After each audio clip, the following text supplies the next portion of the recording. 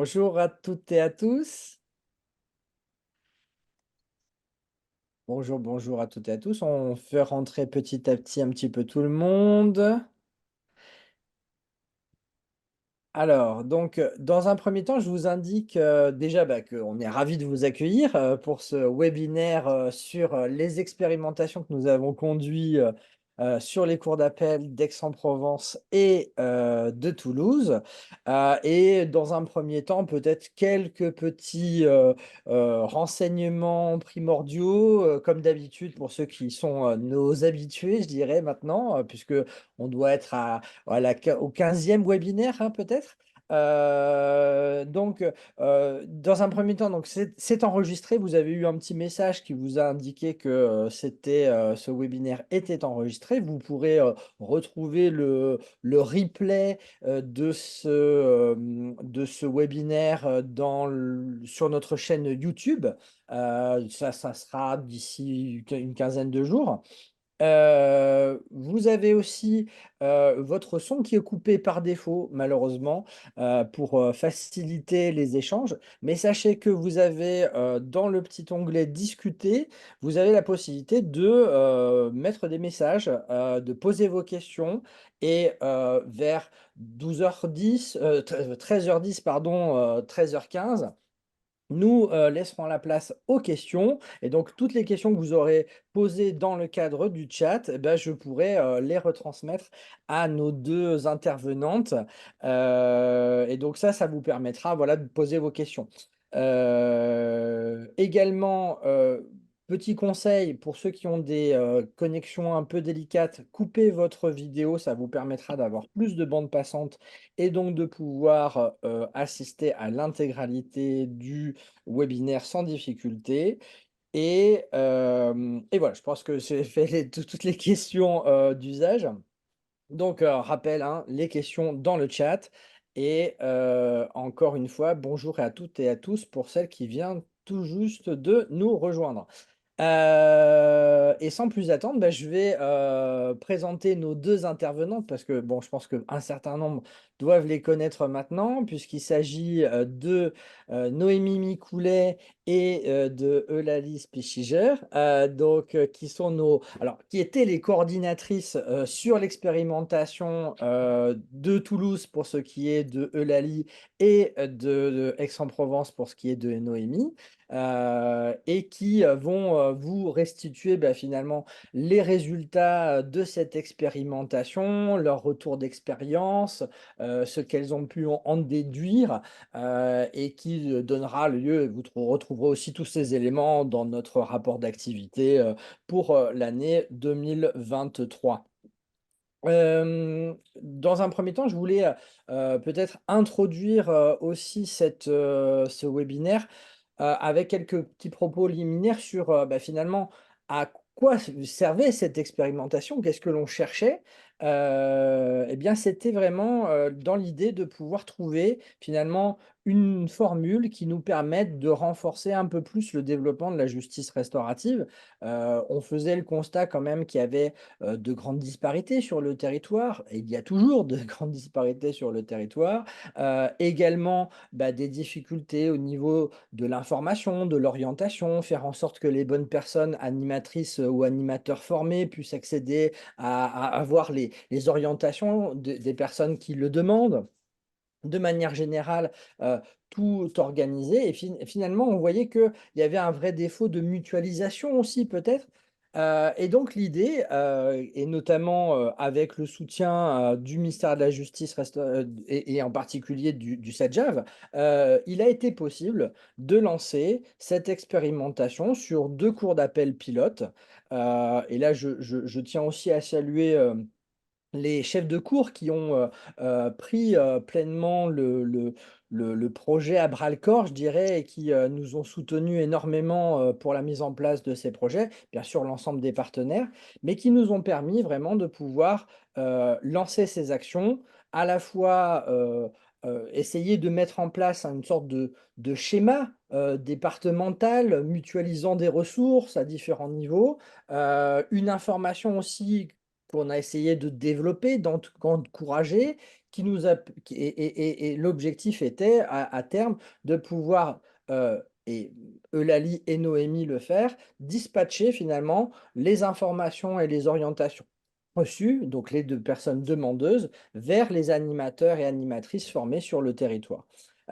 Et donc sans plus attendre, je vais donner la parole à Noémie et Eulalie, bah, pour qu'elles nous restituent cette expérience. Qu'est-ce qui s'est passé? Quels ont été, les freins, les leviers, que l'on a pu identifier au cours de celle-ci? Voilà. Merci. Merci Merci Benjamin.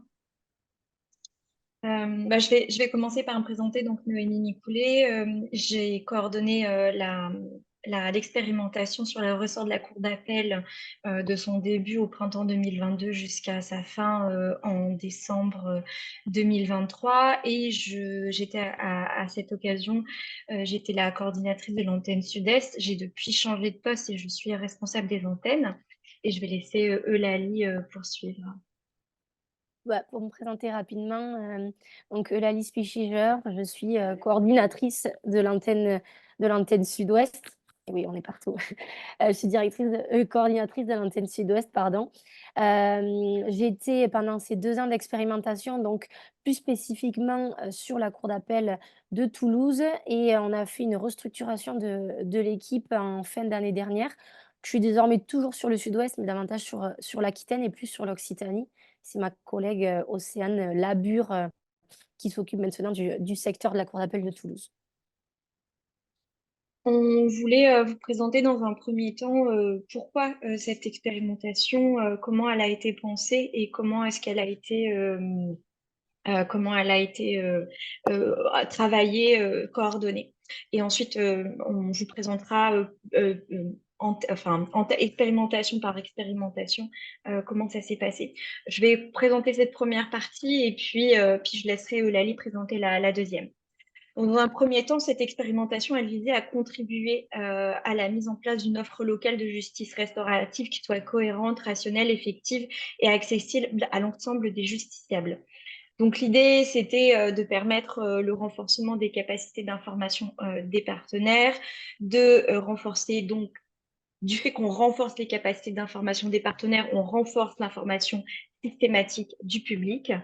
L'idée aussi, c'était parallèlement à ça, permettre à ce qu'il y ait un schéma interdépartemental d'intervention, plus spécifiquement donc sur la justice restaurative, et ensuite qu'il y ait une ouverture d'une offre de mesures de justice restaurative par ce schéma interdépartemental. Et donc, ce schéma interdépartemental, vous avez compris, l'idée, en fait, c'est de travailler sur le ressort d'une cour d'appel pour finalement arriver à des objectifs assez précis, permettre de centraliser les demandes et orienter les demandes de justice restaurative vers les partenaires pour que les partenaires puissent s'animer.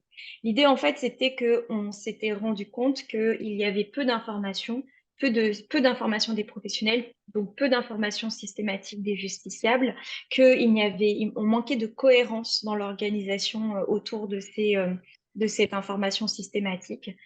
D'où cette expérimentation qui visait à donner plus de fluidité, mais aussi comment dire, euh, plus de réactivité à l'accompagnement des personnes, c'est-à-dire qu'on reçoit des demandes, on les centralise, nous qui sommes coordinatrices et qui travaillons sur cette expérimentation, et ensuite on les redispatche à l'ensemble des partenaires. Je te laisse, Lali, aller sur le rôle des partenaires. Oui, le rôle des partenaires, donc il y avait 3 principales, il y avait 3 étapes dans tout ça. C'était, beh, développer l'information, donc informer, donc lors des entretiens classiques. Donc quand on parle de professionnels, c'est, heu, les 3 structures principales, institutions, structures, c'est bien évidemment toujours le SPIP, la PJJ, l'aide aux victimes, donc que ces professionnels puissent informer lors des entretiens, d'information ou dans des points d'accueil ou lors d'événements particuliers. Donc de diffuser information orale, mais aussi diffuser, des outils de communication divers et variés. Il fallait aussi ensuite, voir avec ces professionnels, ces partenaires, mais quelle était la capacité d'animation de chaque structure. Parce qu'on informe, on a des orientations, mais du coup derrière, il faut des professionnels pour prendre en charge ces demandes et accompagner ces personnes. Donc voir qui pouvait animer parce que des personnes de formées, je ne sais pas si on aura l'occasion d'en reparler, il y en a sur le territoire et encore c'est inégal.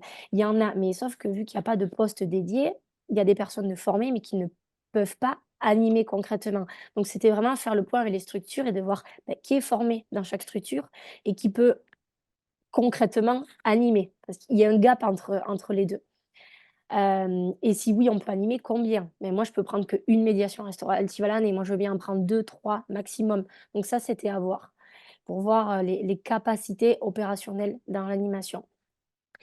Hem et enfin, beh, répondre aux orientations réalisées par la coordinatrice de l'IFJR, c'était, beh, orienter vers ces structures pour qu'ils puissent animer, vers ces professionnels formés animer, voire, même que l'IFJR anime des médiations restauratives en subsidiarité lorsque les capacités, des structures étaient dépassées. Alors, je vais vous parler plus précisément, plus spécifiquement de la cour d'appel d'Aix-en-Provence.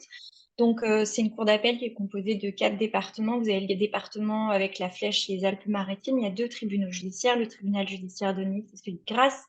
Ensuite, vous avez le département des Alpes-de-Provence où il y a un tribunal judiciaire, celui de Digne-les-Bains. Vous avez ensuite le département du Var avec le tribunal judiciaire de Draguignan et celui de Toulon. Et ensuite, vous avez le gros territoire des Bouches-du-Rhône avec Marseille, Aix-en-Provence et Tarascon. Euh, comme tous les ressorts des cours d'appel, c'est assez vaste. C'est assez aussi, et chaque département a des spécificités qui sont à la fois locales et qui sont aussi liées aux dimensions liées aux tribunaux judiciaires et aussi au nombre de services qui sont présents dans ces départements. Ce que vous voyez ici, c'était la situation avant le début, enfin au début 2022, au moment de l'expérimentation.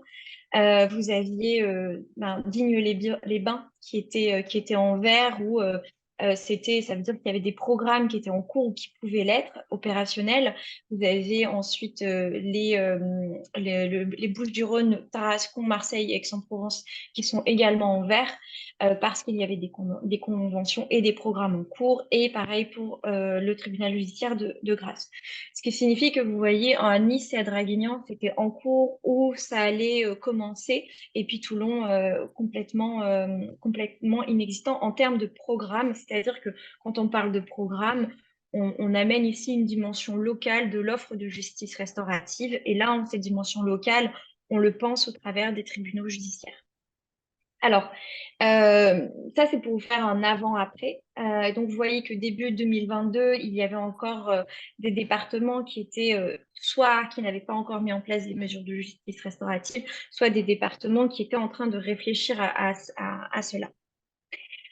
À la fin de l'expérimentation, et c'est en ça aussi que c'est intéressant c'est ça qui est intéressant de pouvoir souligner. Sur le département du 13, on a 3 conventions qui sont actives, on a 3 tribunaux judiciaires qui disposent de programmes de médiation restaurative et de rencontres détenus ou condamnés victimes, et un tribunal judiciaire, celui de Tarascon, où il y a un CSR, un service de soutien et de responsabilisation. Donc le département le département des Bouches-du-Rhône, voilà, à la fin, ça change pas vraiment de la situation de 2022. Ce qui a changé en revanche par rapport à 2023, c'est qu'il y a eu il y a eu plus de mesures accompagnées où il y a des mesures qui se sont achevées, telles que des rencontres détenues victimes. Pour ce qui est de Digne-les-Bains, la convention, elle est arrivée fin 2023 et avec un programme opérationnel également qui était à l'œuvre, sans convention avant le début de l'expérimentation et avec convention à l'issue de l'expérimentation, et avec pendant un certain temps des difficultés en termes d'orientation, et à la fin de l'expérimentation, une première mesure de médiation restaurative était en cours. Au niveau des 2 départements qui étaient en jaune et en programmes qui étaient en devenir et des programmes qui n'étaient pas du tout en cours, pour la situation sur le tribunal judiciaire de Nice, il y a une convention et les 2 tribunaux judiciaires disposent de programmes opérationnels rendant disponibles en tout cas les médiations restauratives. avec une spécificité néanmoins, c'est que la convention du tribunal judiciaire de grâce était en cours de renégociation fin 2023 pour ouvrir à des nouveaux partenaires. Car la convention initiale, celle qui préexistait à l'expérimentation, elle était caduque tant en termes des partenaires qu'en termes de temporalité aussi. Donc, il fallait mettre à jour la convention du tribunal judiciaire de grâce. Au niveau du tribunal judiciaire de Draguignan, il y a une convention active, convention qui s'est signée qui s'est signée courant 2023 et qui a été renégociée aussi en 2024 pour vous dire qu'il y a encore une réactivité et encore l'expérimentation n'a pas mis fin au programme en tant que tel. Au contraire, ceux-ci se poursuivent. Et puis, sur le tribunal judiciaire de Draguignan, on a ouvert les programmes. Initialement, on était uniquement sur des rencontres détenues victimes à la maison d'arrêt de Draguignan. Et désormais, il y a un programme de médiation restaurative qui est en cours. Pour ce qui est de Toulon, c'est un peu plus spécifique. Il n'y a toujours pas de convention à Toulon. En revanche, il y a des programmes qui se sont inspirés, qui se sont inscrits dans l'expérimentation et pour permettre des médiations restauratives, notamment à destination des mineurs suivis par la PJJ et des personnes victimes de ces personnes mineures-là. Voilà pour ce qui est de la situation des programmes. Euh, vous faire un bilan un peu plus chiffré, peut-être pour que vous ayez une idée de où est-ce que là on en est. En 2022, donc on avait initialement dans l'expérimentation, l'idée aussi c'était d'informer massivement pour permettre aussi aux personnes, aux justiciables de pouvoir avoir accès à la justice, à l'information sur la justice restaurative et pour ensuite pouvoir leur permettre de se déterminer, de s'envisager dans ces dispositifs. Donc en 2022, on a eu 458 personnes informées et un total de, et pour en 2023, 629.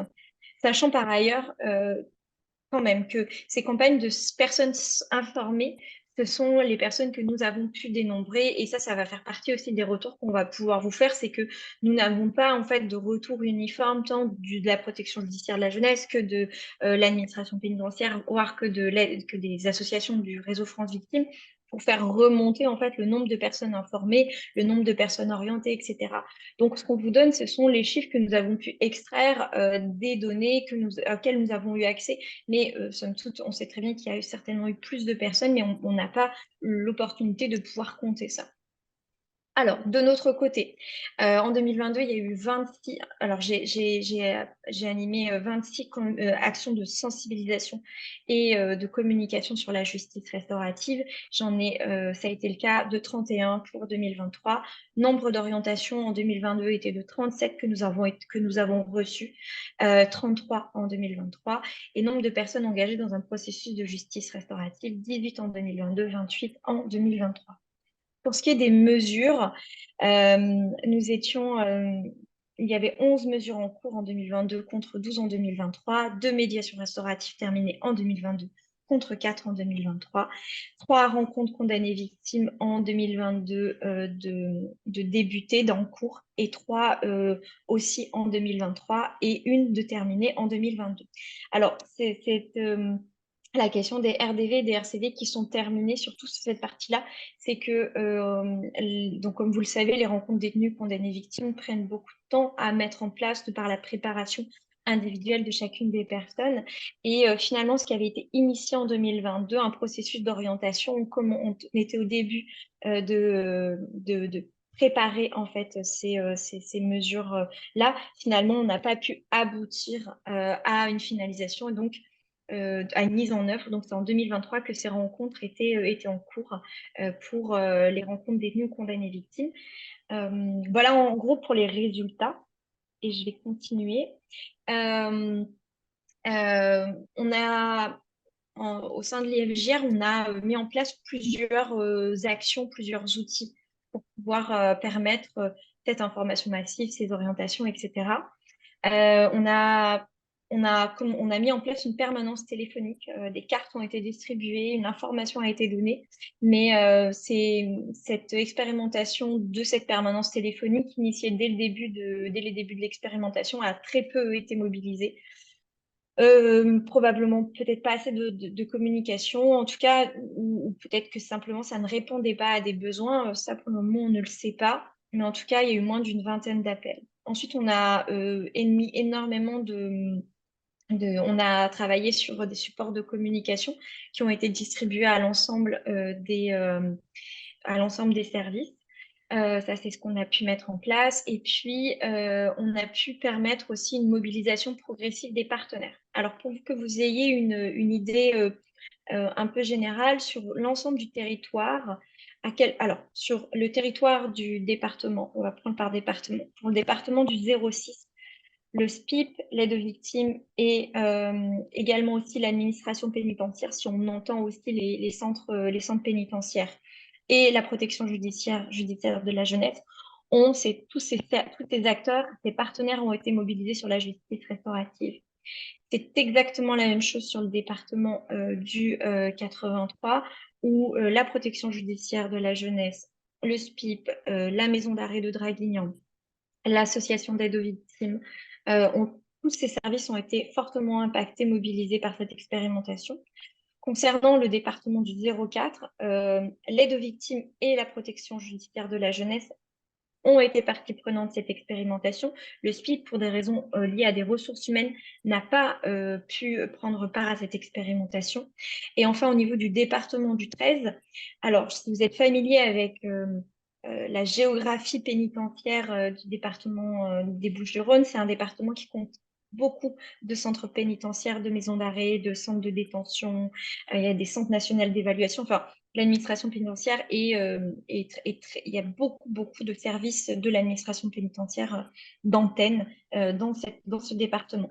Donc, on a divisé au niveau des différents tribunaux judiciaires, l'aide aux victimes, les deux associations de la Fédération France Victimes et le SPIP ont été particulièrement mobilisés, ainsi que l'administration pénitentiaire de manière générale. En revanche, il n'y a pas du tout eu de mobilisation au niveau des Bouches-du-Rhône de la part de la protection judiciaire de la jeunesse. Voilà, donc pour vous dire qu'on a eu une mobilisation progressive des partenaires et inégale en fonction des départements, mais néanmoins, tous les partenaires qui se sont engagés à être présents dans cette expérimentation et à en prendre part en ont fait part. Quelques difficultés. On a essayé en tout cas de renforcer l'ensemble des programmes qui étaient existants ou qui étaient en cours. On a essayé d'harmoniser l'offre de justice restaurative sur tout le territoire. Néanmoins, un des bilans, c'est qu'on n'a pas pu créer une dynamique interdépartementale. En revanche, on a pu voir des dynamiques locales fortes se mettre en place. Je pense notamment au département du 06, où c'est l'ensemble des acteurs et des services qui sont issus de deux tribunaux judiciaires, les deux barreaux, les deux associations d'aide aux victimes, le SPIC, la PJJ. On a pu organiser plusieurs réunions qui ont vraiment pu mobiliser, être un vecteur d'immense dynamique sur ce territoire durant tout le temps de l'expérimentation. Et on a pu voir aussi qu'il y avait cette meilleure communication de qui fait quoi, comment, quels sont nos besoins, vers quoi on va, pourquoi on le fait, de quelle manière on va le faire, etc. Ça a vraiment permis d'amorcer une belle dynamique au sein de ce département. Mais il y a d'autres aussi départements, tels que le 83, où on était aussi, c'est aussi lié, je pense, au territoire, à sa géographie, qui se parlent beaucoup et qui travaillaient ensemble, de fait, sur d'autres aspects que la justice restaurative, et pour lequel le travail en partenariat a été facilité. En revanche, on a eu quelques, sur lesquels je reviendrai plus tard, mais on a eu des restrictions excessives du périmètre de la justice restaurative sur certains ressorts, enfin dans le ressort sur certains tribunaux judiciaires. Soit on excluait les médiations restauratives, soit il y a une exclusion des vifs ou des crimes pour pouvoir bénéficier d'une mesure de justice restaurative, soit exclusion de mesures telles que des médiations, voilà, comme je vous l'ai dit, des médiations restauratives et du présententiel. Donc ça a été les difficultés auxquelles on a été confrontés et qui étaient des restrictions qui qui ont été amenés, qui ne sont pas du fait des partenaires, mais qui ont, pour certains, été imposés euh, par, euh, par convention. Voilà, je vais te laisser Eulalie continuer. Euh, je passe à la cour d'appel de Merci. Toulouse. Merci Noémie pour ce timing parfait. Concernant donc la cour d'appel de Toulouse, donc Noémie vous a présenté la cour d'appel d'Aix-en-Provence et moi donc Toulouse. Ce qu'il faut savoir, je pense, vous dire de suite, c'est que ce sont 2 cours d'appel, oui, mais on partait pas du tout avec les mêmes territoires, sur les questions de justice restaurative. Alors dans les 2 il y avait 4 départements, oui, mais le territoire de la cour d'appel de Toulouse était moins avancé que l'ensemble du territoire de la cour d'appel de Aix-en-Provence sur les questions de justice restaurative, bien évidemment. Hem Et vous avez pu voir, avec, Noémie avant, il y a eu beaucoup de conventions. Il y avait des conventions préexistantes, des conventions qui ont été signées. Nous, la question des conventions, c'est pas vraiment, posé sur le territoire de la cour d'appel de Toulouse. Je m'explique. Hem, la cour d'appel de Toulouse est donc constituée de 4 départements, le 81, le 82, le 31, le 09. Il y a une grosse ville, Toulouse, et ensuite, il y a Foix. Donc vous voyez, on n'est pas sur les mêmes, pas que Foix, mais on n'est pas sur les mêmes territoires, pas sur les mêmes villes et donc pas non plus sur les mêmes structures. Il a donc été décidé, avec les chefs de cour, notamment monsieur le procureur, général, que ce projet d'expérimentation se focaliserait d'abord sur Toulouse, dans un premier temps pour, débuter les choses et débloquer les choses au début et ensuite serait, on ferait le même principe sur les autres départements, je m'explique. Donc sur ces 4 départements, on a Montauban, Montauban, en 2022, il y avait aucun professionnel de la PJJ, de l'aide aux victimes, du SPIP de formé, donc on partait quasiment de zéro. Il y avait eu des sensibilisations, oui. Il y avait quelques professionnels motivés, oui, qui voulaient développer l'information, mais on n'était pas du tout dans l'animation encore. Et pour vous dire, les premiers professionnels se sont, formés au module 1 pendant l'expérimentation et au module 2 pour pouvoir concrètement animer fin 2023, donc à la fin de l'expérimentation. Mais ça a permis de faire l'expérimentation a permis d'amener une autre dynamique et d'inviter les professionnels à davantage se poser la question de s'investir dans la justice restaurative, même si notamment l'association d'aide aux victimes, pour des raisons financières, il y avait des envies, mais ce n'était vraiment pas possible. Donc on est sur le département du 82, heu, sur l'expérimentation 2022-2023, il y a eu quelques sensibilisations, mais pas vraiment de pratique, d'opérationnalité. Sur, le 09, l'Ariège, donc pour ceux qui situent, c'est Foix, c'est donc préfecture, mais c'est une très petite, ville, donc si on compare, voilà, comparer Toulouse à Foix, on ne fait pas les mêmes choses, les structures sont pas les mêmes, donc en fait, c'est pas comparable, il faut dire ce qui est, c'est pas comparable. Début 2022, il y avait pas du tout, il y avait aucun programme, il y avait personne de formé ou quasiment pas. Et il y avait rien de mis en place. L'expérimentation a permis de dynamiser, c'est-à-dire de faire des premières réunions groupe projet avec le tribunal, avec l'aide aux victimes, avec le SPIP. La PJJ aussi, ensuite, s'est intéressée à la question, qui a eu les premières, réunions et ça a aussi permis donc ça a dynamisé et de se dire: «Bon, Heu, pour des raisons RH et des raisons de territoire, les rencontres condamnées victimes, détenues victimes sur l'Ariège, à l'heure actuelle, c'est pas possible. Mais au moins d'acter qu'on partait sur de la médiation restaurative et les premiers professionnels de l'aide aux victimes se sont formés à la médiation restaurative. Alors fin 2023 une fois de plus, mais la réflexion avait débuté, début 2022, courant 2022, pour, dynamiser la question. Ensuite, le 81. Le Tarn, donc Albi et Castres, donc on est déjà sur des villes plus conséquentes et des structures un peu plus conséquentes, même si c'est pas Toulouse une fois de plus. Hem et là, ce qui a été super, c'est que, le projet cour d'appel est arrivé, au même moment où, des professionnels de la PJJ étaient formés dans leur coin, du SPIP était formé dans leur coin, de l'aide aux victimes était formé dans leur coin et le projet cour d'appel a permis de réunir tout le monde, de les réunir eux, de réunir, le tribunal judiciaire de Castres, là, c'était à cette époque-là, et de dire: «Bon, beh, on va tous s'investir sur la question de la justice restaurative» et depuis 2022, depuis, il y a des gros projets réguliers. Il y a eu les premières animations de médiation restaurative, il y a eu un projet de rencontre, détenus-victimes. Le PM, entre dans la course aussi. Donc là, en termes de, les volontés y étaient, mais on est vraiment passé à de l'opérationnel, sur ces 2 ans.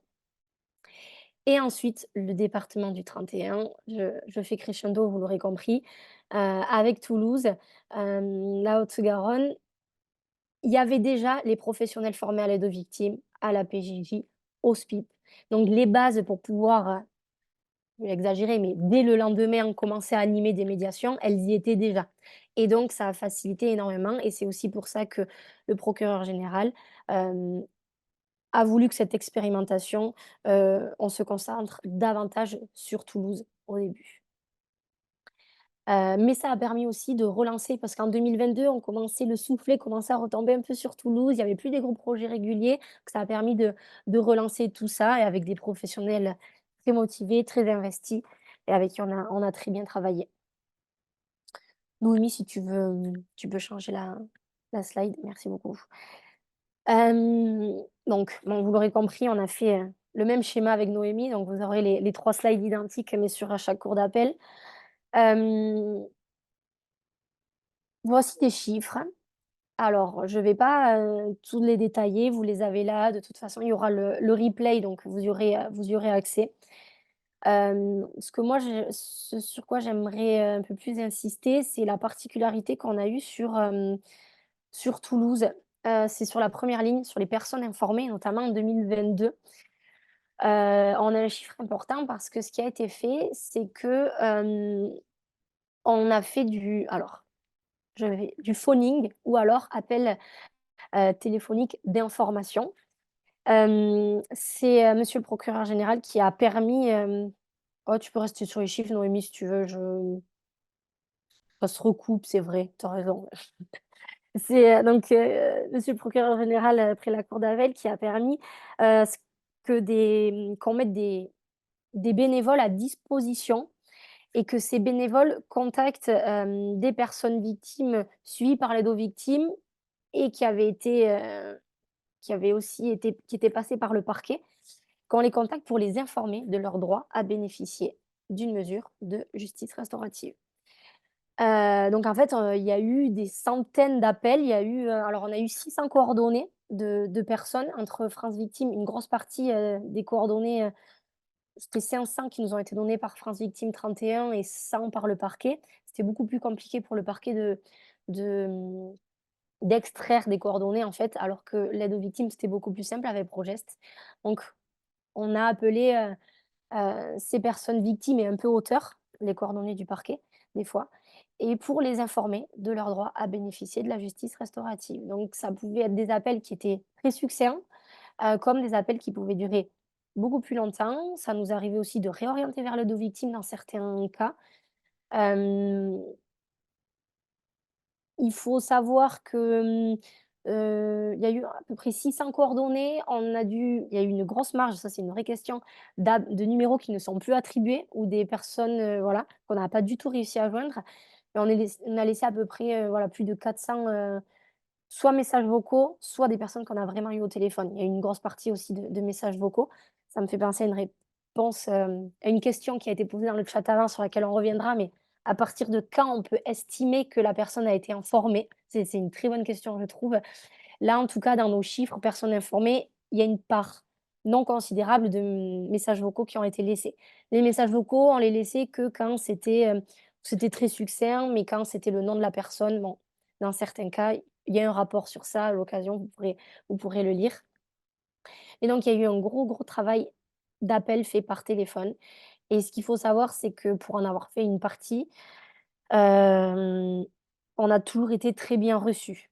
Parce que voilà, un coup de fil qui tombe de nulle part en disant: «Beh, bonjour, est-ce que vous avez 5 minutes? Je voulais vous informer, je vous appelle de la part de l'association d'aide aux victimes. Je voulais vous informer sur un droit que vous avez, ça s'appelle la justice restaurative. Est-ce que vous connaissez?» Et après on expliquait dans les grandes lignes et expliquer avec bienveillance et juste, beh, sachez que ça existe. Nous, on vous appelle pas du tout pour, que vous y participiez spécialement, mais pour que vous sachiez que ça existe. On a toujours été très, très bien reçus. Et ensuite, donc cette spécificité-là, 2023, vous voyez, les chiffres ont bien diminué parce qu'en fait, il y a quasiment pas eu de liste de phoning pour différentes raisons et notamment, nos partenaires de l'aide aux victimes et du parquet, pour des raisons de réorganisation de services. J'avais plus les intermédiaires et ça a été plus compliqué. Hem Et après donc, les chiffres qui sont là, c'est sur donc il y a eu le phoning, mais il y a aussi tout ce qui était les ciné-débats en détention, et puis les collègues du SPIP, de l'aide aux victimes, de la PJ qui nous donnaient des chiffres, mais c'est très difficile de chiffrer. Un professionnel qui donne l'info, dans ce cas-là, devrait tenir des stats sur que l'info de la JR. Ça, c'est une vraie question. Comment on arrive à rendre des chiffres très justes? Donc ceux qui sont là, c'est sûr, ils ont été informés par ciné-débat, mais je pense que le chiffre est plus important aussi. Donc, difficile de tout tracer. Et ensuite, comme Noémie, il y a eu des actions de communication, donc 31, 32. Bon, ça pour le coup, d'une année à l'autre, sans que ce soit fait exprès, c'est des chiffres très similaires. Des actions de communication, de sensibilisation, donc à la fois auprès de professionnels et à la fois auprès, de personnes détenues. Là, les sensibilisations, pour le coup, c'est plus en détention qu'on les fait qu'en milieu ouvert.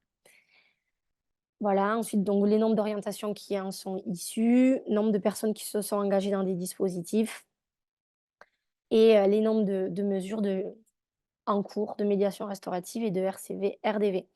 Ce que je voudrais préciser en restant sur ces chiffres, Noémie, si tu veux bien, hem, c'est que, l'information qui a pu être faite, par le phoning a beaucoup plus porté sur l'aide aux victimes, France Victimes 31.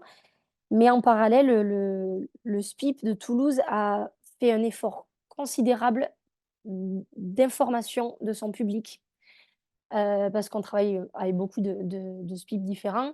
Sauf que, beh, vu que la justice restaurative n'est pas du tout une priorité, bah, souvent on est dans ses priorités et informer sur la JR, ça passe à la trappe. Le SPIP a fait un effort considérable, j'ai vu qu'il y avait monsieur Dumont, dans l'assemblée, mais par exemple, il y a une feuille A4 sur comment informer très simplement sur la JR. Ça a été placardé dans les bureaux d'entretien, dans les box d'entretien pour qu'en fait les épis pensent à informer et moi, en tout cas, sur le sud-ouest, c'est le seul endroit où j'ai eu, des informations où j'ai encore des informations régulières parce qu'au SPIP de Toulouse, l'info commence vraiment à rentrer dans les pratiques, dans les réflexes. C'est une question de réflexe professionnel et donc c'est vraiment très intéressant. Hem, donc bon voilà et donc du coup, oui, c'est ça là où je voulais en venir. Le SPIP de Toulouse a fait, alors ils avaient fait des RCV début 2022, mais il faut avouer que la machine avait été lancée avant le début de l'expérimentation, donc c'est pas vraiment lié à l'expérimentation. Mais ils ont fait début 2022 et ils ont relancé en 2023. Mais suite à l'expérimentation, en fait, vu qu'il y avait beaucoup de monde qui avait été informé, ils avaient des personnes sur liste d'attente, victimes et auteurs sur liste d'attente pour faire des RCV. Violences sexuelles et donc les animatrices ont été désignées et elles se sont engagées sur des RCV sans avoir, pour ceux qui ont fait ou qui en feront, toute la grosse partie du travail des RCV-RDV de trouver les victimes et les auteurs quand on part de zéro. C'est un travail énorme, vraiment énorme. Je pense que certains, vous le savez, vous l'avez vécu, expérimenté et les animatrices n'ont pas eu ce travail-là. Alors, elles ont eu le travail conséquent, de la préparation, qui ça, on ne peut pas faire autrement. Mais déjà, tout ce travail de trouver en amont, ça a été prémâché, plus que prémâché par cette information semi-systématique, en tout cas, cette information beaucoup plus poussée que ce qui existait.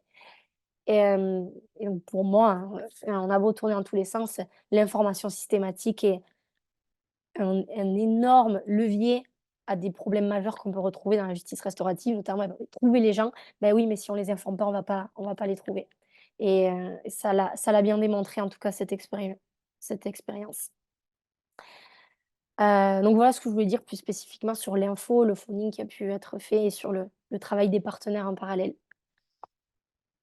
Noémie, si tu veux passer, merci, super.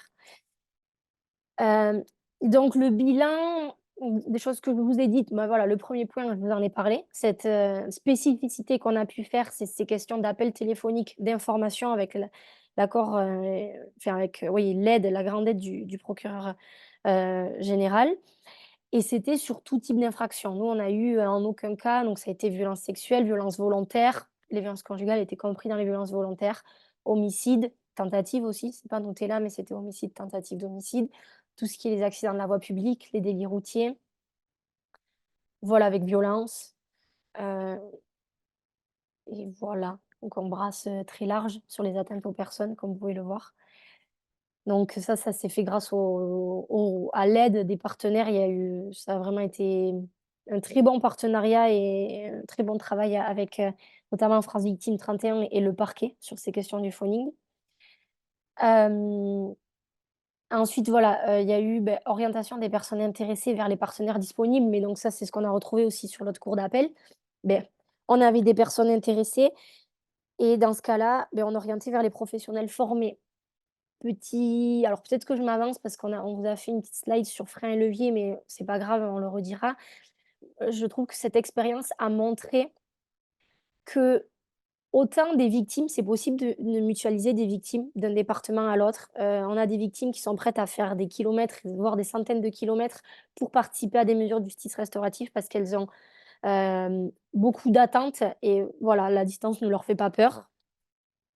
Autant donc on peut mutualiser des victimes et des auteurs d'un département à l'autre. On peut mutualiser des membres de la communauté d'un département à l'autre. Une personne qui est présente ici, alors, qui est du 31 du 81 qui est partie dans le 65, mais s'était posé la question des personnes du 31 qui allaient dans le 81. Donc les membres de la communauté bénévoles se déplacent d'un département à l'autre, mais la mutualisation des professionnels d'un département à l'autre, moi je trouve que cette expérimentation a montré vraiment les limites parce que, les professionnels n'ont pas de temps dédié et donc, par exemple, pour de la médiation restaurative, faire 1 heure de route pour 1 heure d'entretien, donc 1 heure de route aller, 1 heure d'entretien, une autre heure de route retour, ben, en fait, ça triple le temps passé, sur le dispositif et vu qu'il y a pas de temps dédié pour les professionnels, bah, ça prend 3 fois plus de temps que ce que ça devait prendre si tout le monde était formé dans son département et pouvait animer dans son département. Déjà que des fois, dans un département, il faut aller chercher les gens un peu plus loin, quand c'est limitrophe. Mais la mutualisation des professionnels a vraiment ses limites parce qu'il y a pas de temps dédié, donc du coup, le temps de transport est considérable et à prendre en considération.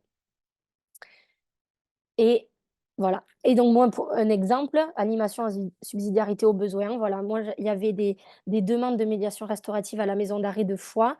Le, le SPIP est bidépartemental 3109 avec Toulouse. Il y avait du monde de formé à Toulouse, mais les professionnels de Toulouse, à qui je ne jette absolument pas la pierre, bien évidemment, ne pouvaient pas faire les 1 heure de trajet en plus. Enfin, 1 heure aller, 1 heure retour, donc ça fait 2 heures de trajet. C'était trop considérable et donc je les ai fait moi en subsidiarité. Mais vous voyez bien que c'est pas une solution pérenne. Ensuite, travail important, d'information, j'avance vite, mais travail important d'information auprès des professionnels et des détenus.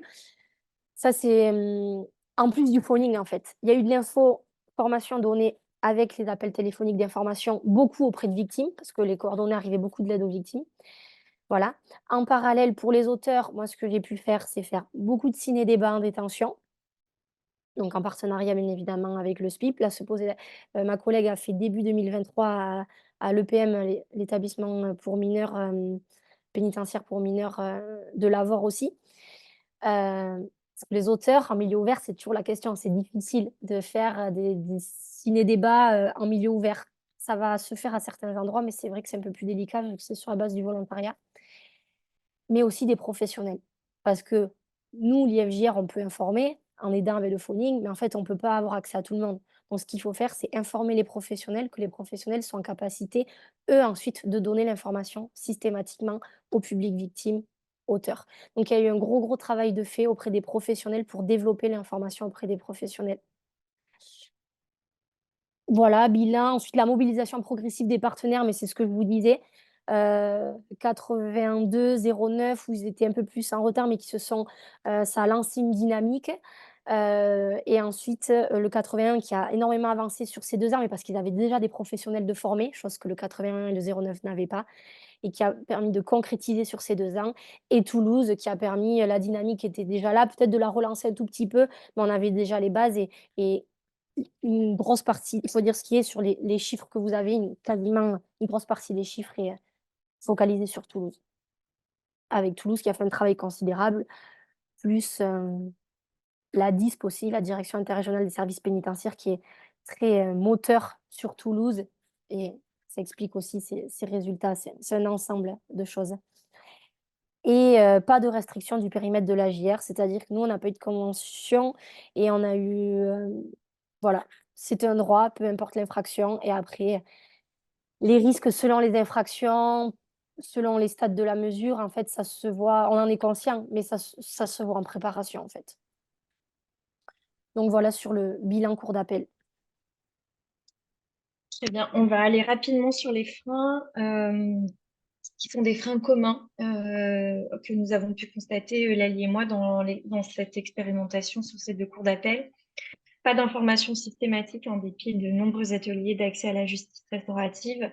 On a constaté aussi que mettre une affiche ou un dépliant, c'était pas suffisant, qu'il était nécessaire qu'il y ait une information orale, qu'il manquait des professionnels formés et ou disponibles pour animer. Donc, il y a des professionnels qui sont formés, mais tout le monde n'est pas disponible pour pouvoir le faire. Et puis, ce que disait Eulalie sur la limite dans la mutualisation des professionnels, c'est des retours, c'est des limites qu'on voit, enfin des freins en tout cas, qu'on voit de partout, autant au niveau de l'administration pénitentiaire que de la protection judiciaire de la jeunesse, que au niveau même de l'aide aux victimes, sachant par ailleurs que le service pénitentiaire d'insertion et de probation ne peuvent pas, en tout cas, animer des mesures de justice restaurative qui ne concerneraient pas des auteurs qui soient des personnes auteurs qui ne soient pas suivis par leur service, même si certains SPIP passent outre cette interdiction. Néanmoins, c'est pas ce qu'on a pu constater ici. Et ça, c'est aussi les limites de la mutualisation. Elles ne concernent pas uniquement la dimension géographique ou de distance, mais elles peuvent concerner aussi la limite. Est-ce que j'accompagne qui sont les justiciables concernés ou qui font ces demandes de justice, de programmes, de mesures de justice restaurative? Eulalie, je te laisse aller sur. Bah, je l'ai dit, le frein spécifique cour d'appel, c'est que voilà, on était vraiment avec un territoire, c'est un frein, et aussi c'est un levier, c'est juste pas du tout le même travail, et que je l'ai mis en frein parce que voilà, Noémie, elle avait des territoires où il y avait déjà du monde de formé qui était de suite dans l'opérationnalité, chose que moi j'ai eu ça quasiment sur seulement un département sur 4. Le 82 a vite, voilà, pris le relais, mais du coup on n'était pas sur le même développement, et vous savez très bien, le temps de former les professionnels, même si à l'expérimentation, ça se fait pas du jour au lendemain non plus. Juste ça. Concernant la spécificité de la Cour d'appel d'Aix, donc il y a eu des restrictions dans les conventions, hein, je vous les ai nommées tout à l'heure, interdiction au crime, interdiction au vif, aux violences intrafamiliales, aux violences sexuelles, interdiction parfois dans certains endroits à ce que la médiation restaurative se mette en place, interdiction du présententiel aussi. Donc toutes ces restrictions, elles amènent aussi le fait, et c'est ce qui s'est passé de fait, que certaines mesures n'ont pas pu être accompagnées en dépit d'énormément de communication, beaucoup de pédagogie pour parer à ces freins. Autre chose que je voulais dire, c'est la question de pourquoi je mets beaucoup de programmes déjà en cours lors de l'expérimentation. En fait, ce que j'amène, c'est que autant la Cour d'appel d'Aix-en-Provence, il y avait énormément de départements, de programmes, de services en cours ou qui étaient en train de se développer, mais ça a aussi été un frein à l'expérimentation parce que l'expérimentation, elle visait à ouvrir, en fait, à permettre à ce que ces mesures de justice restaurative puissent se déployer sur l'ensemble du territoire. Or, certains services se concentraient uniquement sur la mise en œuvre d'un type de mesure et n'étaient pas en capacité d'absorber, par exemple, des médiations restauratives, alors que des rencontres détenues victimes sur une thématique étaient en cours de travail. Et donc, ça signifie que c'était cette difficulté parfois à pouvoir réagir ou à pouvoir accueillir ce que je pense notamment à un des départements, parce qu'ils étaient focalisés sur un type de mesure à mettre en place et les autres orientations étaient peu assimilables par les services. Et enfin, les leviers. Alors très rapidement, il y a plein de questions en plus, je crois, il faut qu'on puisse y répondre. On fera une FAQ si jamais.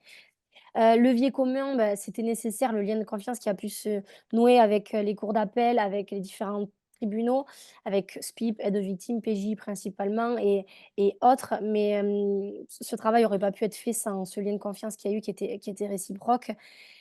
Nous, on a pu faire un travail beaucoup plus poussé, ce qu'on a comment la manière dont on a accompagné les cours d'appel, c'était beaucoup plus poussé que ce qu'on peut faire, d'habitude parce que nos zones géographiques sont beaucoup plus importantes et on peut pas être partout à la fois et donc le fait d'avoir des zones cours d'appel, il y avait en tout cas pour nous, c'était un travail un peu plus à échelle humaine et donc un accompagnement plus de qualité où du moins on était beaucoup plus présent, et ça a aidé. Beaucoup et ensuite les leviers spécifiques pour la cour d'appel, Toulouse, bah, c'est les appels téléphoniques d'information et ça a vraiment, permis de lancer une dynamique sur les départements qui s'étaient pas lancés encore et consolider pour les autres. Et puis pour la cour d'appel, beaucoup de personnes formées, ça c'était un levier très spécifique et de nombreux services se sont mobilisés. Et ça a été, comme le dit Eulalie, vraiment leur confiance était un vrai cadeau. Leur mobilisation a vraiment permis aussi à cette expérimentation de pouvoir se faire. On va passer aux questions. On en a eu Benjamin, je beaucoup. crois que Oui. Benjamin, il a trié un peu. Alors, donc oui, voilà. Donc oui, effectivement, il y a eu pas mal de questions sur le chat, et notamment, sur la question de l'information. C'était le plus gros des questions. Avec notamment, bah, tu as partiellement répondu, Lally, mais peut-être à développer sur, la question de à quel moment on peut considérer qu'une personne est informée? Quel degré d'information est pris en compte? Mmh, je réponds ou tu complètes Noémie si tu vois des choses, il y a pas de grille. Alors en toute objectivité, il y a pas de grille. Après, ce qu'on a pu voir, c'est que rien ne valait l'oral. Donc on peut pas dire: «On a mis une affiche, on a remis un flyer», la personne est informée. Il faut que ça passe par, l'oral pour que ce soit une information effective, en fait. Mais après, il faut que les et ça, c'est une vraie question, d'où nous, notre travail, qu'on essaye de faire, au corps des professionnels. Dans les travail au corps de, il faut que les professionnels soient en capacité de donner une information assez succincte, mais claire, précise, sans dire des bêtises, sur vraiment ce qu'est la justice restaurative et donc oui, il faut être informé à l'oral, mais par un professionnel qui connaît les grandes lignes de la justice restaurative et un professionnel qui est en capacité de savoir vers qui il oriente ensuite si la personne est intéressée. On a d'ailleurs et je pense sous couvert d'Alexandra, mais on vous enverra une FAQ, si on répond pas à toutes les questions et on pourra aussi vous envoyer un document, j'en parlais, le document qui a été placardé dans les box d'entretien, qui est en fait les grandes lignes de qu'est-ce que la JR. L'idée de dialogue victime-auteur, volontaire, confidentiel, accompagné. Sachez que ça existe et la personne après elle en fait ce qu'elle veut. Mais donc je pense qu'on pourra vous donner ce papier et il y a les grandes lignes de qu'est-ce que c'est le minimum d'informations à donner. Noémie, si tu veux compléter? Non? Allez. Il y avait une autre question qui, est un petit peu différente, qui concernait le moment, le plus pertinent pour commencer la communication et l'information autour de la justice restaurative et notamment, est-ce qu'il fallait attendre que toutes les conditions de mise en œuvre soient établies, la convention avec le tribunal judiciaire, le groupe projet, tous les partenaires? Alors, nous, ce qu'on invite à faire, c'est que l'information, elle préexiste ça fait partie d'un droit pour les personnes, donc d'informer sur la justice restaurative. Les conventions ne sont pas un prérequis demandé par la loi. Les conventions, c'est des bonnes pratiques pour pouvoir permettre aux partenaires de se mettre d'accord sur comment on va le faire, qu'est-ce qu'on va faire, de quelle manière, etc. Voilà, mais la convention, nous, l'information, ce qu'on vous invite, c'est que dès que vous avez ce souhait, dès que vous avez des personnes formées, informez les personnes. N'attendez pas. euh, N'attendez pas à ce que parfois il y a des conventions qui mettent 2 ou 3 années avant d'être signées et ça signifierait qu'on empêcherait à ces personnes d'avoir accès à des mesures de justice restaurative parce qu'une convention non obligatoire de fait n'a pas encore été signée. Donc nous, on vous invite à informer, on vous invite à travailler de manière rigoureuse, de manière méthodologique, à faire en sorte de permettre à ces personnes d'y accéder, à garantir ce qui est préconisé par la loi, mais informer. Voilà. Il n'y a pas une temporalité non plus pour l'information. L'information, elle arrivera aux personnes le moment où ça viendra faire écho, où ça résonnera avec leurs attentes. Ce sera un moment dont elles pourront s'en saisir. Nous, ce qu'on a beaucoup, c'est pas que c'est trop tôt qu'on donne l'information. Ce qu'on a beaucoup, c'est des personnes qui nous disent c'est trop tard. J'aurais voulu faire ça il y a 1 an, il y a 2 ans, il y a 3 ans, il y a 20 ans, il y a 15 ans. Maintenant, c'est trop tard et c'est trop tard pour moi. Donc, faut penser l'information non pas comme le fait que informer égale participer à une mesure de GR, mais informer, c'est simplement offrir l'opportunité aux personnes d'envisager cette possibilité pour elles-mêmes, mais à aucun moment, parce qu'une personne reçoit l'information, le lendemain, elle va aller voir, va y avoir des rencontres qui vont se mettre en place. Ça n'arrive pas. Oui. Merci Noémie de rappeler que trop tôt vaut mieux que trop tard parfois et bien souvent.